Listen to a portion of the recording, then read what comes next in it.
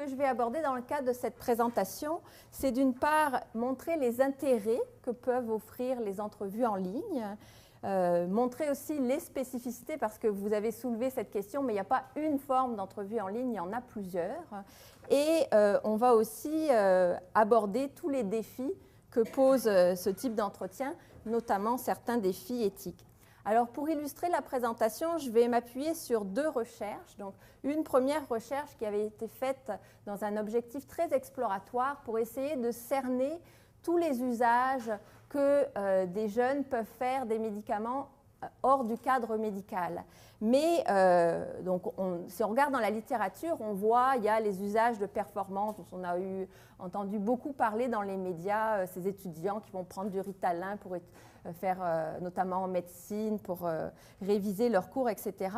Et on présente souvent les usages à des fins plus récréatives, de recherche de sensations. Donc nous, on avait ces usages-là, mais on voulait, en partant de là, voir est-ce que finalement il y a d'autres usages, est-ce que c'est plus complexe que ça. Et effectivement, la recherche a montré que ne serait-ce que la performance, elle pouvait être abordée. On va avoir une performance académique, mais on va avoir aussi une performance au niveau professionnel. Donc, ce n'est pas exactement le contexte change et les objectifs de prise vont changer aussi, un petit peu les discours de légitimation. On va avoir aussi une performance sportive. Bon, ça aussi, ça avait été quand même un peu documenté, mais beaucoup dans du sport amateur, parce que nous, on n'était pas justement avec des sportifs professionnels. On va avoir aussi une performance que je dis esthétique, dans le sens où on va prendre certains médicaments, mais pour pouvoir rentrer dans le moule et rentrer dans les normes.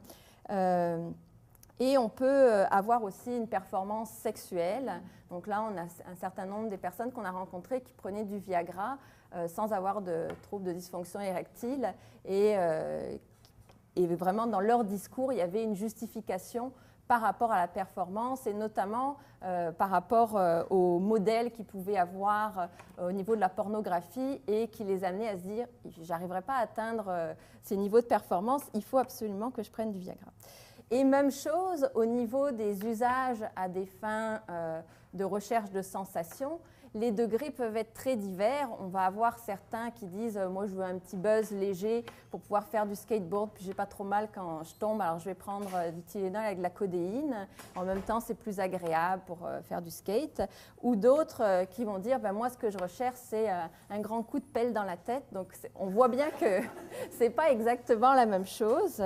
Et on a aussi un autre usage qui est un peu entre les deux, qui est plus de régulation des humeurs, où j'ai une certaine anxiété et je vais prendre un Tylenol avec de la codéine aussi, ou des traitements, des antidouleurs qu'on prend notamment pour le mal de dos. Mais là, c'est plus pour me sentir bien, parce que je ne veux pas me sentir angoissée. Donc, là, on pourrait dire qu'on est presque dans une utilisation médicale, mais c'est une forme d'automédication.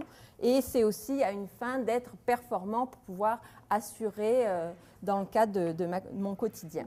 Donc, on voit qu'on avait beaucoup d'usages et donc c'était plus complexe. Et parmi les questions qu'on leur demandait, c'est on voulait savoir comment ils en étaient arrivés là, comment ils retrouvaient de l'information. Et ce qui est ressorti, c'est que Internet, donc certains sites, des sites, notamment des communautés qui vont réunir toutes sortes d'informations sur les médicaments étaient mobilisés, mais aussi des sites de compagnies pharmaceutiques où là, on allait utiliser la fiche pour aller essayer d'identifier les effets secondaires qui allaient pouvoir être exploités. Donc, différentes sources. Et une source qui est ressortie assez fréquemment, c'était l'usage des forums où les gens pouvaient échanger sur l'expérience, mais aussi leur connaissance des produits, parce que on ne se limite pas à échanger sur l'expérience, il y a vraiment une volonté de connaître les produits, notamment pour les repérer, savoir ceux qui peuvent être utilisés à des fins de recherche de sensations notamment, mais aussi quelles combinaisons peuvent être intéressantes, pour aussi voir quels sont les risques, jusqu'où on va, parce que c'est des pratiques qui sont marginales, mais on veut absolument encadrer la pratique. Et par rapport à d'autres sites, notamment, on a observé aussi, dans le cadre d'une autre enquête, des sites sur les médicaments amaigrissants, il y avait beaucoup plus de prise de risque sur ces sites-là que sur les sites où on utilise des médicaments à des fins de drogue, où on veut être, il y a vraiment c'est presque une norme dans ces communautés qu'on veut être des utilisateurs avertis, informés des médicaments. Donc c'est très présent cette idée de sécurité et on va marginaliser les pratiques à risque. Donc voilà, c'était juste pour vous situer un petit peu ces deux types de recherches sur lesquelles je vais m'appuyer, puisque dans les deux cas, on a été amené à faire une partie en ligne. Alors, la première question, donc, pourquoi faire des entrevues en ligne? Donc, les entrevues en ligne, elles présentent plusieurs avantages. Un avantage qui est souvent souligné, c'est que ça permet de rejoindre des populations qui vont être difficiles à rejoindre. Alors, on en parlait hier à propos notamment des ARSA qui ne vont pas nécessairement, notamment des jeunes hommes gays qui ne vont pas nécessairement fréquenter le milieu et par exemple le village qui est de moins en moins fréquenté par les jeunes. Donc, certaines populations, si on veut les rejoindre, ça va être plus facile de les rejoindre en ligne. Mais ça peut aussi être des populations qui sont distribuées géographiquement. Et donc là, ça peut être difficile de les rejoindre dans le cas des forums qu'on a analysés. Parce que si on regarde les recherches sur les forums, il y a beaucoup de recherches qui sont en fait des analyses de contenu des forums ou des observations participantes ou non des forums, mais il y a relativement peu de recherches où on va essayer de contacter les participants au forum pour pouvoir savoir finalement un petit peu quels sont les usages, comment ils vivent cette expérience de participation au forum, comment ça s'intègre dans le quotidien, donc beaucoup plus dans une logique ethnographique. Et donc nous, on voulait aller dans ce sens-là, on voulait donc essayer d'avoir des échanges avec les personnes qui participent, donc notamment on a essayé de repérer les plus grands contributeurs et on a engagé des entrevues avec eux. Mais dans une deuxième étape, on voudrait faire des entrevues avec ceux qui ne font que lire, parce qu'on sait que sur les forums, il y a moins de 10% des gens qui viennent qui vont écrire, et le reste, ils lisent. Alors, qu'est-ce qu'ils font, eux, de cette information? Comment ils se l'approprient? À qui ils en parlent? Comment ils évaluent des informations présentées qui peuvent être certaines fois contradictoires? Donc, ça aussi, c'était un aspect qu'on voulait essayer de toucher. Donc, pour nous, c'était vraiment important, étant donné que dans le forum, il y a des gens qui viennent d'Australie, d'Angleterre, des États-Unis, du Canada. Ça, si on n'avait pas fait des entrevues en ligne, ça aurait pu être très coûteux pour aller les rencontrer. Ça peut aussi être intéressant pour des populations de personnes hospitalisées ou de personnes qui sont malades et qui vont trouver que c'est plus facile une entrevue en ligne, notamment asynchrone par courriel, parce que ça leur permet de répondre quand elles se sentent bien pour répondre. Donc ça peut être intéressant aussi. Pour des populations stigmatisées, c'est sûr que ça peut être intéressant aussi, notamment parce qu'il y a une perception liée au courriel d'anonymat, ce qui fait qu'on se livre beaucoup plus.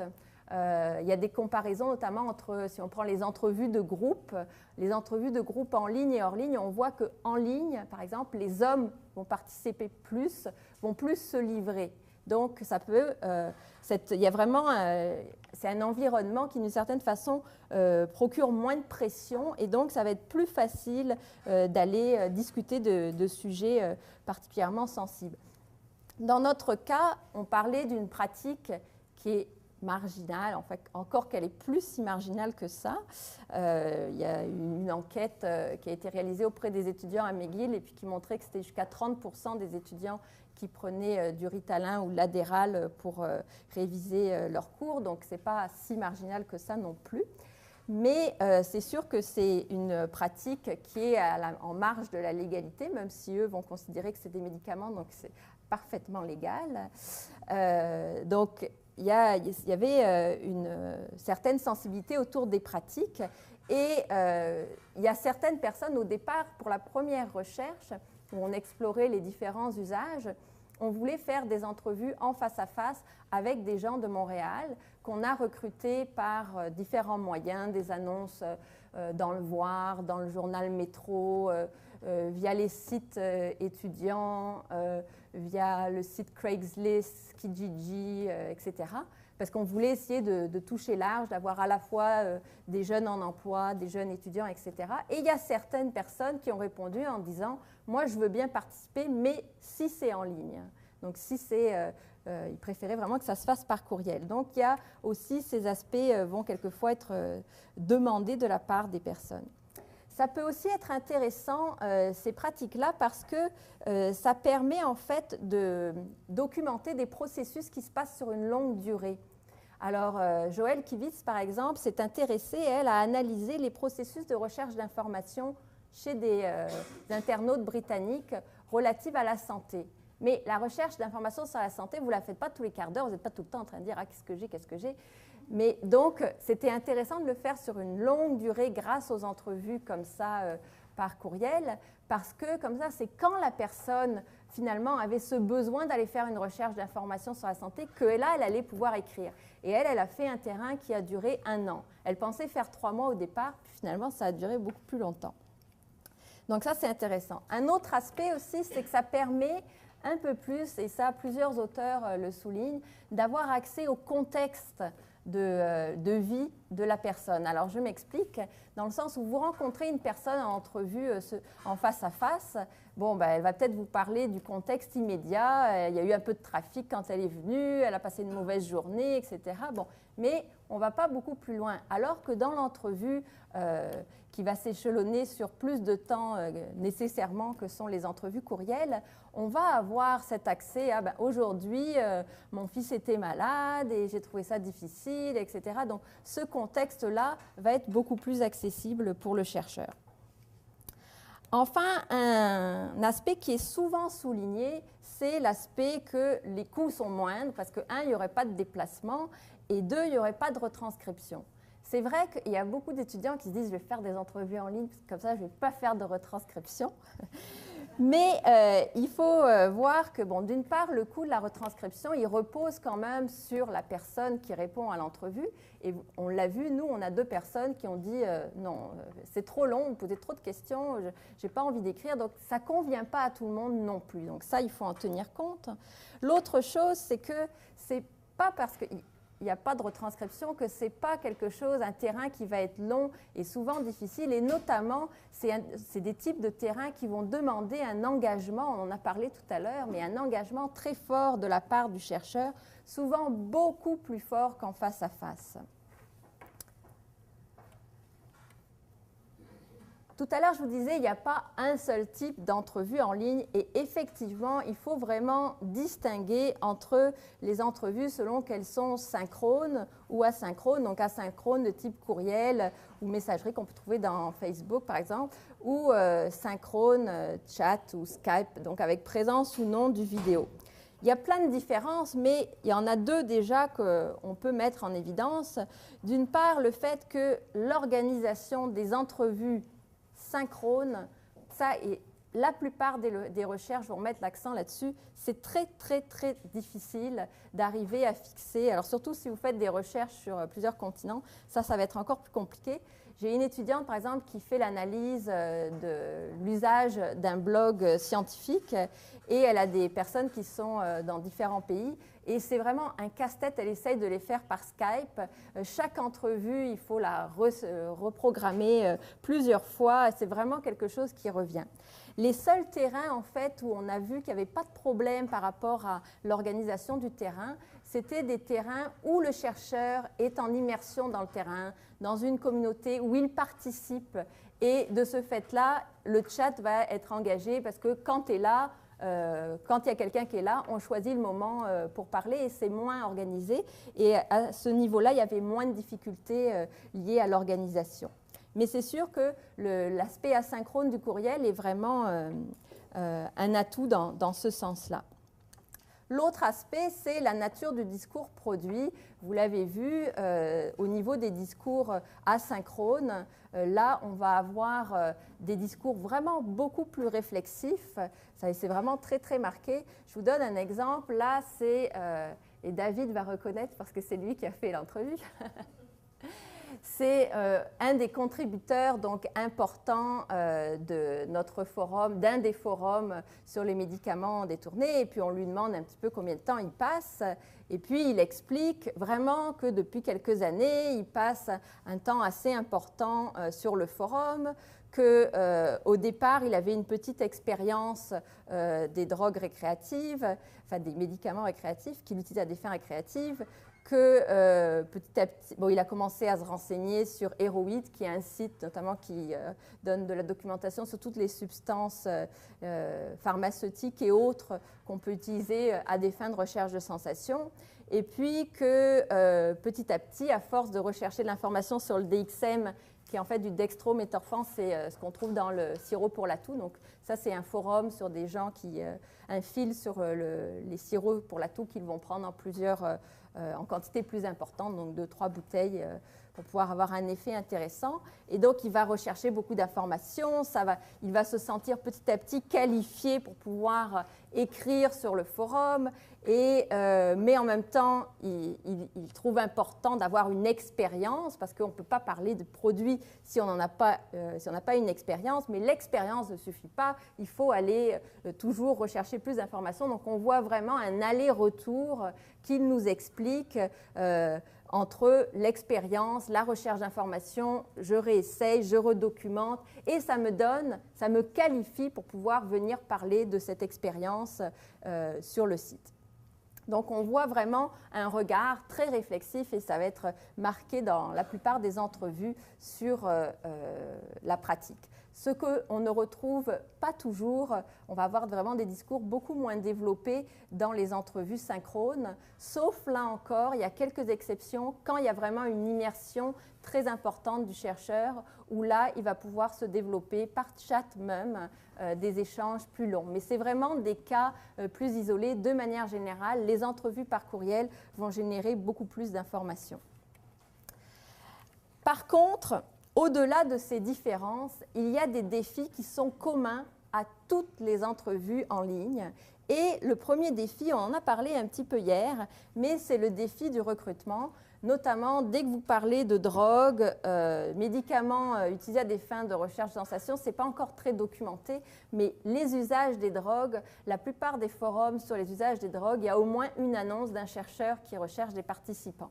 Donc, on commence à être vraiment très présent dans ces espaces-là, ce qui a en termes éthiques, peut être un peu problématique parce que jusqu'à quel point on va les laisser tranquilles, discuter entre eux, c'est quand même assez questionnant. Une fois qu'on a décidé qu'on veut recruter, il y a un autre défi au recrutement, c'est comment on va procéder. Alors, selon les études, il y a différentes choses qui sont mises de l'avant. Il y a plusieurs études qui vont souligner c'est important de contacter l'administrateur pour lui demander quelle serait la meilleure façon de procéder pour pouvoir recruter des individus, des participants au forum ou à la communauté. Mais si on le regarde dans la littérature, il y a beaucoup de chercheurs qui vont se retrouver face à une non-réponse. Rien, pas de réponse. Alors, qu'est-ce qu'on fait dans ces cas-là? Donc, il y a une autre option, c'est d'afficher directement sur le forum, ce qu'on retrouve aussi dans certaines études, mais avec le risque de finalement avoir une réponse qui peut être dans la dynamique de groupe. Quelqu'un va dire « mais c'est quoi cette étude ?» etc. Et il y a certaines annonces où on a vraiment une réaction agressive de la part du groupe. Et peut-être que si on avait contacté les individus de manière isolée, les participants, on aurait une autre réponse. Donc, les façons de recruter ne sont pas toujours évidentes. Poser une annonce, donc, c'est aussi le fait que si c'est un forum qui est très fréquenté, votre annonce, elle va vite partir. Donc, il faut aller la reposter régulièrement. Après, combien de fois vous devez vous arrêter? Quand est-ce que ça devient du harcèlement? Là aussi, c'est questionnant. Donc, nous, ce qu'on a décidé de faire, c'est qu'on a contacté les administrateurs. Et dans les autres études qu'on avait fait avant, on a toujours fait ça, mais on n'a pas toujours eu de réponse. Et donc, finalement, on a décidé de contacter directement certains participants avec lesquels on voulait avoir des échanges. Et puis, dans notre cas, dans le dernier cas, c'était d'autant plus justifié parce qu'on voulait discuter avec les plus grands contributeurs pour voir, pour des gens qui passent quand même pas mal de temps sur le forum, qu'est-ce que ça veut dire cette expérience de participation. Un autre défi aussi qui est souvent souligné, c'est la difficulté d'apprécier en fait les caractéristiques des participants. Donc, est-ce que l'interviewé est vraiment qui il prétend être? Et effectivement, ça pose le problème de la validité de la recherche, mais surtout, ça constitue un enjeu éthique, notamment si un mineur participe à la recherche alors que vous vouliez faire une recherche auprès d'une population adulte. En fait, si on regarde la plupart des études, on se rend compte que les individus ne sont pas si créatifs que ça à s'inventer des profils. Donc, il y a quand même une grande proximité avec la création des profils et des identités qui sont dévoilées. Par contre, au niveau de l'âge, oui, là, ça pose vraiment des problèmes, et notamment dans les forums qu'on étudiait, ce sont des forums qui vont tous dire c'est pour des personnes, ici c'est un forum d'échange entre personnes de 18 ans et plus, sauf qu'on a vraiment l'impression que certains des participants ont autour de 13-14 ans, d'après les pratiques autres qu'ils décrivent, notamment le fait qu'ils vont à l'école, etc.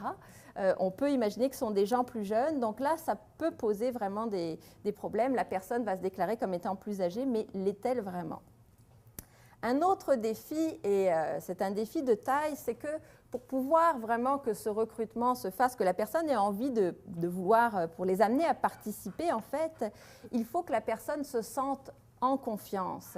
Et ça, créer un climat de confiance, ce n'est pas forcément toujours évident parce que, par exemple, là, on avait contacté un participant directement et lui se dit « mais pourquoi vous venez me contacter dans cette communauté ?» Il est déjà étonné que les chercheurs arrivent, viennent le rencontrer à ce niveau-là, enfin viennent l'interpeller à ce moment-là, parce qu'il y a une perception quand même que même si la communauté est publique, on est quand même un peu entre soi. Ce qui est pas, donc il est un peu étonné de nous voir arriver là. Mais de ce fait-là, il est nécessaire de le rassurer sur notre identité. On en a parlé tout à l'heure, mais vraiment signaler, on est bien des chercheurs, ce n'est pas une blague, etc. Donc, il va falloir informer sur le projet de recherche. C'est ce qu'on a fait et c'est ce qui est conseillé dans beaucoup d'études, notamment si vous prenez le livre de Thomas Mann et Fiona Stewart. C'est une des choses qu'ils recommandent, créer un site pour présenter le projet, etc.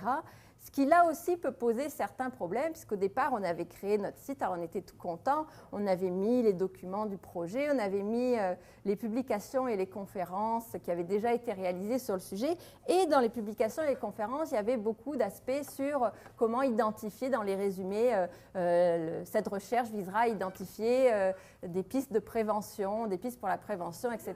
Ces jeunes qui échangent dans les forums, eux, ils ont vraiment le sentiment qu'ils assurent déjà l'encadrement et ils n'ont pas du tout envie d'avoir quelqu'un d'extérieur qui va venir analyser leurs pratiques et leur dire « Ah, je vais identifier des pistes de prévention, j'ai des pistes à vous proposer ». Donc déjà, de ce fait-là, finalement, on a décidé d'enlever les publications et les conférences.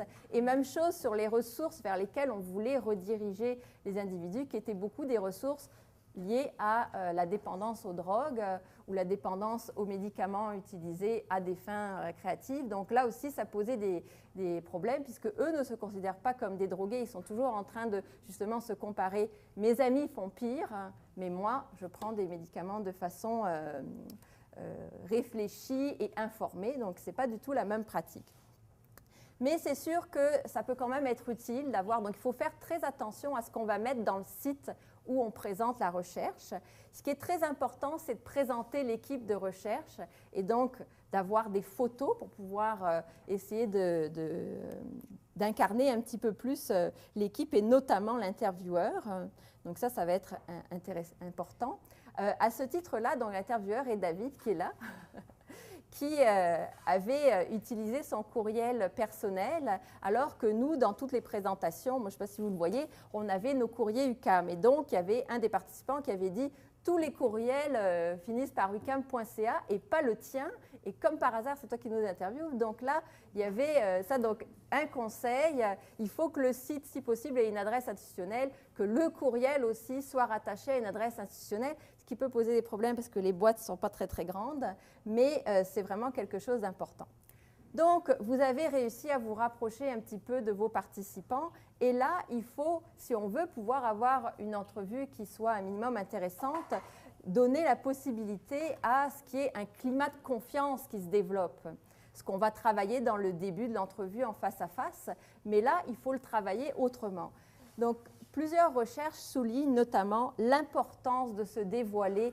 Donc le chercheur qui va faire des entrevues en ligne comme ça est obligé de parler de lui un petit peu. Alors ça va être plus ou moins présent selon les recherches, mais notamment si je prends les recherches de Kivitz, où elle amène les individus à parler à chaque fois de leur démarche de santé, de leur démarche de recherche d'informations sur la santé, c'est très intime et donc là elle est obligée elle-même de parler de ses activités, de sa santé, vraiment de ce qu'elle... et de questionner aussi, d'avoir des échanges très personnels, de dire bon, comment va la famille, la personne vous dit qu'elle est en train de faire des recherches d'informations pour sa fille qui est malade, vous êtes obligé d'avoir aussi cette écoute face à la fille qui est malade, face à votre propre enfant qui peut être malade. Donc on va le dire, il va y avoir des échanges beaucoup plus personnels dans le cadre des entrevues en ligne. Ce qui veut dire que comme les entrevues en ligne, on en mène plusieurs en parallèle, vous avez intérêt à être très organisé pour vous rappeler tous ces détails personnels, parce que si vous arrivez à poser des questions sur l'enfant d'un tel qui n'a pas d'enfant, ça va être problématique. Donc ça, il faut être vraiment très organisé. Donc ce qu'on fait, nous, c'est on développe un profil qu'on alimente au fur et à mesure. C'est aussi très important de gérer les agendas des présences, des absences.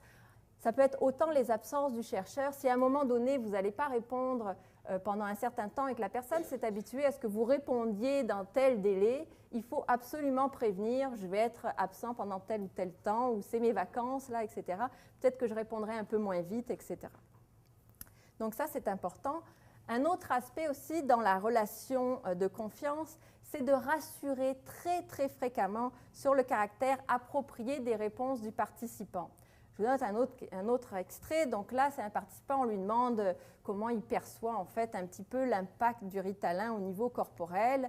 Et il va expliquer que bon, il y a certains effets, etc. Mais il donne plein de détails, qu'il va quand même sentir certains effets, notamment de fatigue, etc.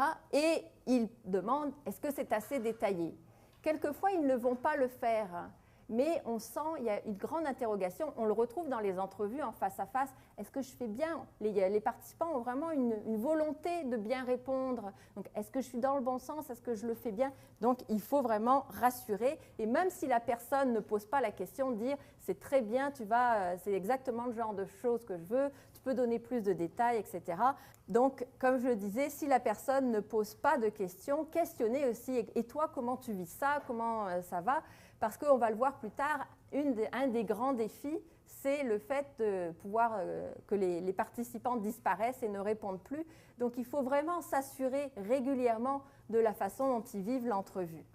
Il est aussi important, tout comme vous aviez dans les questionnaires la barre de progression, puis on sait, ah, j'arrive proche de la fin, ben là, quelque part, il faut dire, voilà, ben, tu en es à tel bloc de questions, enfin, on approche de la fin des questions, voilà où on en est, ce qui vient après, ça va parler de ça. Donc, tout le fait de situer la personne dans le cadre de l'entrevue est important. Évidemment, rassurer sur l'orthographe, dire que c'est vraiment pas important. Ça dépend des publics, mais il y a des publics où ça peut être vraiment difficile, surtout que vous, même si vous voulez, au niveau oral, on peut très facilement s'adapter dans le cadre d'une entrevue en face à face au discours de l'autre. Mais au niveau écrit, c'est un petit peu plus difficile. Donc, il faut vraiment rassurer l'autre aussi sur cet aspect-là et au niveau d'avoir des questions le plus claires possible, puisqu'il y a moins de possibilités de venir préciser comme on peut les avoir en face à face. Donc, c'est important aussi d'avoir des questions très claires. Le fait de questionner l'intervieweur aussi sur le bon déroulement, c'est parce qu'on n'a pas tous ces indicateurs qu'on a en face à face.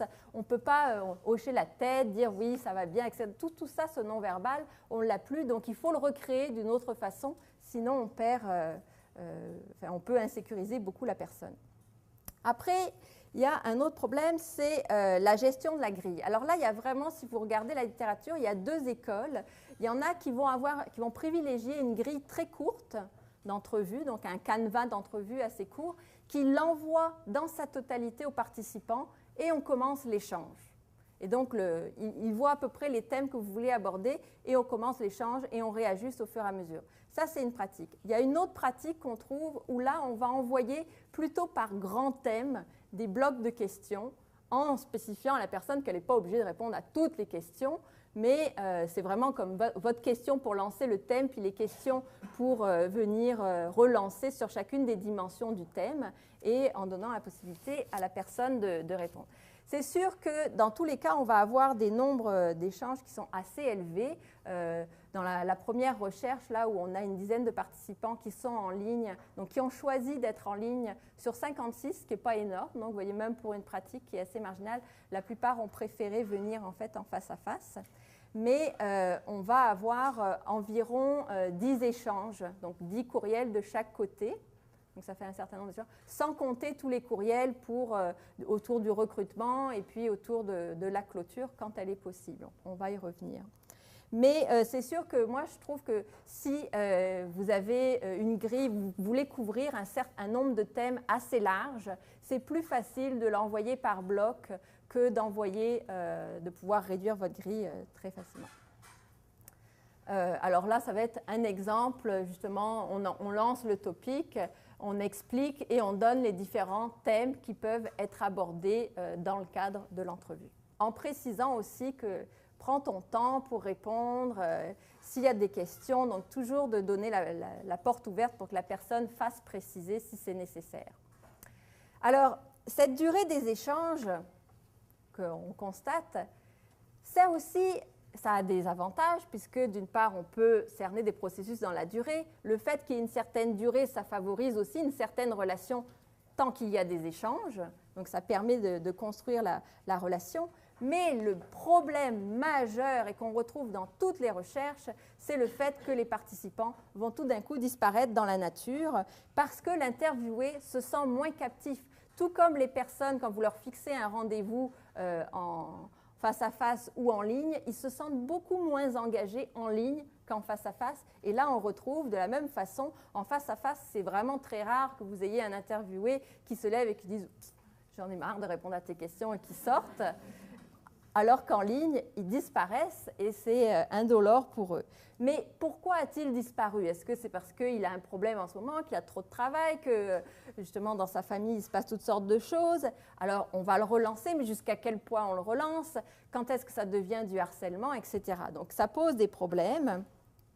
L'autre chose aussi, c'est qu'il peut y avoir quelquefois un laps de temps un peu long entre les échanges, ce qui fait que là, on perd un petit peu aussi du fil de l'entrevue d'une certaine façon. Donc ça aussi, c'est une problématique si on n'arrive pas à faire en sorte que les échanges soient continus. Mais au-delà de ça, ça pose des enjeux éthiques vraiment importants parce que, comme dans toute entrevue, et là notamment, on aborde des pratiques qui sont assez délicates et qui peuvent avoir un impact sur la santé. Donc, on voudrait pouvoir faire une clôture en bonne et due forme. C'est des gens qui ne se sentent pas du tout comme ayant des pratiques à risque. Puis nous, au travers des questions qu'on pose, on peut peut-être les amener à se dire, à avoir une réflexion, à se dire que peut-être que finalement, c'est pas si anodin que ça de prendre 3 bouteilles de sirop à la suite. Donc, juste, il peut y avoir une certaine détresse psychologique. Et cette clôture qu'on veut pouvoir assurer, où on va justement voir s'il y a une certaine détresse psychologique et si la personne aurait besoin d'être réorientée vers certaines ressources, on ne l'a pas toujours parce que les participants peuvent disparaître dans la nature et donc on n'a pas cette occasion de faire une clôture. On en a parlé hier à propos des enquêtes quantitatives en signalant on met sur chaque page du questionnaire, on va mettre un bouton « Quit » et comme ça, on a la possibilité de faire un débriefing à ce moment-là. Mais c'est difficile dans chaque message que vous allez envoyer. Si jamais tu penses arrêter l'entrevue à ce stade, eh bien, clique ici ou avertis. Donc, ça, au niveau des échanges synchrones, c'est difficile. Asynchrone, c'est difficile, ou même synchrone d'ailleurs. Est-ce qu'il faudrait l'annoncer dès le départ que si la personne veut quitter? Alors, on le souligne, tu peux quitter, c'est dans le formulaire de consentement, mais il faudrait trouver une façon pour que vraiment la personne puisse en être consciente et au moment où elle quitte, qu'elle puisse le manifester sans être mal à l'aise, mais ce n'est pas toujours possible. Il y a certains participants qui vont dire « j'en ai assez de répondre aux questions », on en a un exemple, mais ce n'est pas quelque chose qu'on retrouve beaucoup. L'autre aspect, c'est assurer ce suivi. Parce qu'au niveau éthique, on nous dit dans le cadre du comité, si vous voyez des pratiques que vous jugez qui puissent être dommageables pour la santé des individus ou des conseils qui puissent être dommageables pour d'autres participants, il faudrait peut-être prévenir le comité d'éthique et on pourrait envisager un bris de la confidentialité. Mais là, ce sont de toute façon toutes des pratiques, notamment sur les usages à des fins récréatives, alors dans un degré plus ou moins important, mais qui comportent un certain risque. Alors, est-ce qu'on intervient tout le temps ou jusqu'où on intervient? Donc là, il y a un enjeu éthique et qu'on n'a pas encore totalement résolu, je dois vous avouer. Mais nous, ce qu'on considère, c'est tant qu'il y a un encadrement qui est assuré par la communauté, on est relativement sécurisé, mais ça pose des problèmes. Même chose pour les ressources vers lesquelles on les renvoie à la fin de l'entrevue. Bon, évidemment, comme c'est au niveau une répartition mondiale, il a fallu trouver des ressources dans différents pays, mais le lien qu'on peut avoir, nous, vers des ressources qu'on connaît est évidemment moins évident. Donc ça aussi, ça pose certains problèmes. Un autre enjeu éthique, c'est comment garantir la confidentialité. Donc on en a parlé ce matin pour tout ce qui est des... notamment quand on analyse les forums, même si on supprime toutes les informations, c'est très très difficile de rendre ces forums complètement anonymes parce que si vous prenez un forum où il y a des Canadiens qui parlent de médicaments utilisés à des fins récréatives, il n'y en a pas tant que ça. Et donc, on pourrait les retrouver quand même, quelqu'un qui chercherait bien les retrouverait. Si en plus on prend, parce qu'on fait aussi des analyses de contenu, donc on a des individus qui vont être, on a analysé leurs échanges et on les rencontre. Donc ça aussi, ça permet de faire un lien vers les personnes qu'on a pu rencontrer. Et l'autre chose, c'est que les gens se connaissent, c'est une communauté, donc ils peuvent s'échanger les extraits d'entrevue. Et ça pose la question, à qui appartiennent les données d'entrevue? Chacun les a, autant le chercheur que le participant, et ça circule très facilement puisque c'est du numérique. Donc ça aussi, ça pose un autre problème. Donc voilà, nous on trouve que vraiment les entrevues en ligne, c'est une façon, bon, par rapport aux clientèles qui étaient, aux participants qui étaient sur les forums, c'est la seule façon de les rejoindre, c'est une entrevue en ligne. Mais même pour certaines pratiques, où là c'est des gens qui étaient sur Montréal, on a des gens qui ont souhaité être rencontrés en ligne parce que c'était des pratiques qu'ils pouvaient trouver un peu sensibles. Donc il y a vraiment un intérêt, mais ça pose des enjeux et il y a tant sur le plan méthodologique qu'éthique qui sont un petit peu différents de l'entrevue en face à face.